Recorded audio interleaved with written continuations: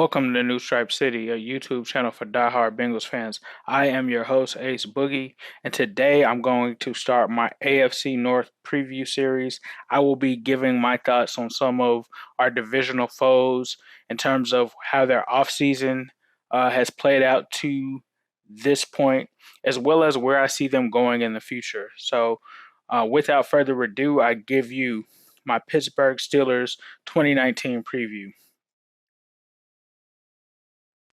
So in 2018, the Steelers ended the season with a record of 9-6-1. That was good enough for a second in the AFC North. However, they missed the playoffs coming off of a year in 2017 where they were 13-3. Some of the key additions this offseason, cornerback Steven Nelson, he came from the Kansas City Chiefs. They also signed Dante Moncrief from the Jaguars, along with linebacker Mark Barron for the Rams. They drafted Devin Bush out of Michigan, and they also drafted cornerback Justin Lane. Some key losses for this team: offensive line coach Mike Munchak, that was a huge loss. Wide receiver Antonio Brown, we all heard about that this offseason. One of the biggest stories this offseason, he requested a trade after some turmoil in the locker room. Le'Veon Bell was finally allowed to leave Pittsburgh after sitting out an entire season for a lack of a contract that he thought that he deserved. He was able to walk away and go to the Jets. Safety Morgan Burnett, underrated loss there for them this offseason.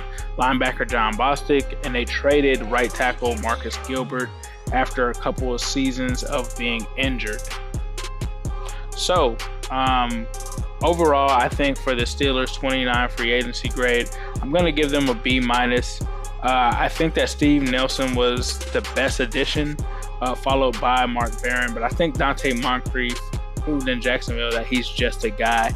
I don't think that he's going to be a guy that would be able to fill the shoes of an AB or be able to step in to provide stability at that number 2 position necessarily, as he was unable to do that in Jacksonville. And I think that the loss of Morgan Burnett will hurt them, but I think the biggest impact on this grade is losing Antonio Brown after all of this, and also losing Le'Veon Bell. I can't give you, I think a B- that is actually gracious given the loss of 2 top 10 players. So it's a B- for me. Moving on to the draft, I think that I give the Steelers draft a B. I think Devin Bush definitely fills a big void left in the middle by Ryan Shazier, who's recovering from injury. And I think Justin Lane will also help because they did have a weakness that I'll expound upon later when it came to guarding other receivers outside of the number 1. So I think that he'll help there. He'll add some depth there at corner with Steven Nelson. But one of the things that I didn't get answered by the Steelers draft class is, what did they do to help at safety? And what did they do to improve their depth at tight end? They really don't have any guys there. Also, you look at outside linebacker, they could have used another guy there a little earlier than they did. So for me, Steelers draft wasn't terribly bad because they're not really known for drafting well, but they did solid. It was a B draft for me. Strengths. Let's talk about some of the strengths that they have. Obviously, offensive line is a huge strength of theirs. They have one of the best units in the NFL, if not the best unit in the NFL. It's something that's going to always keep them competitive. You know, the game is won within the trenches. Offensive line is good. Defensive line, they're also good. So they should definitely be a competitive team given those two. You look at Stephon Tuitt, you look at Cam Hayward. They re-signed Tyson Alualu. They have some guys there. If you want to consider TJ Watt part of that defensive line, I guess you can. It's one of the strong suits of their team. You look at the quarterback position and Ben Roethlisberger, obviously heading into chapter 37 for him. He's a guy that's going to be a future Hall of Famer. He's always going to make sure that they're in the thick of it. So Ben Roethlisberger is definitely one of their strengths. And I also think the defensive efficiency, according to Pro Football Outsiders, they were in the top half of the league in terms of defensive efficiency, which was honestly surprising to me. But that is one of their strengths that I think that they can build upon going into this 2019-2020 season. Weaknesses. So looking around and doing my research, I found a couple of things that were weaknesses that stood out to me. Seemed like depth overall in some areas was a huge weakness for them, especially our outside linebacker. For the most part, they have nothing behind TJ Watt and Bud Dupree. You look at the tight end depth, and although Vance McDonald is a good player and one of their top players, a key player for them, they literally have no one behind him, and he is injury prone. So it's similar to what the Bengals have in terms of Tyler Eifert. I don't think he's as injury prone as Tyler Eifert, but at least the Bengals kind of have a safety blanket in the event if Eifert were to go down. Obviously, we used a second-round pick on Sample. We also re-signed CJ Uzoma. The Steelers don't really have that. They have Xavier Grimble. They used, I believe, like a 5th or 6th round pick on a tight end. That's not a guy that you can expect and come in and give you the same production as a Vance McDonald. So that was another weakness. I think you look at the wide receiver group, I think that's a weakness as well. Juju Smith-Schuster is the only proven receiver on this roster, and he is now going to become the number one guy. I don't know if that means that he's still going to primarily play in the slot or if he's going to play on the outside, but he's going to have to prove that he can beat the top corners without AB being able to take that focus off of him. So defenses are going to be able to actually key in on Juju. And one thing that I will say is it's a small sample size, but in a game without Brown against the Bengals, Juju only had 5 receptions for 37 yards and a touchdown. That's a far cry from the season that he had last year. Now, in fairness, he was recovering from an injury, but still, I don't think any of the guys outside of Juju Smith-Schuster are really going to scare defenses. You talk about James Washington, you talk about a Deontay Johnson that they drafted, you talk about a Dante Moncrief. I don't think any of those guys are guys that can scare defenses and warrant any team to not double team Juju.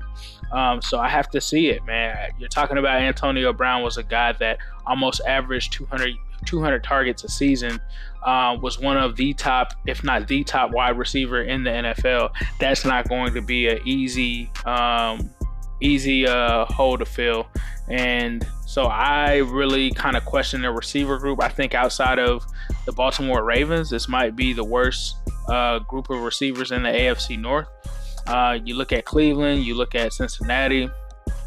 We definitely have superior wide receiver cores overall compared to them. That brings me to another weakness for them, defending wide receivers. Last year, although Joe Hayden helped them ranked number 10 against number 1 receivers, they were just horrible against defending the second and third receivers last year.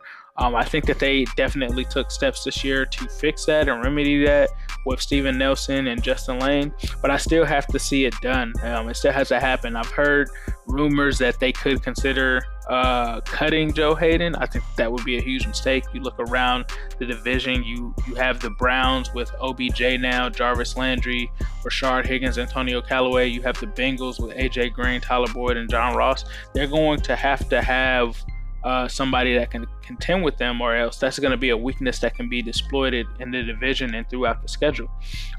You also look at some of the specialists. They're having issues with their kickers, their punters.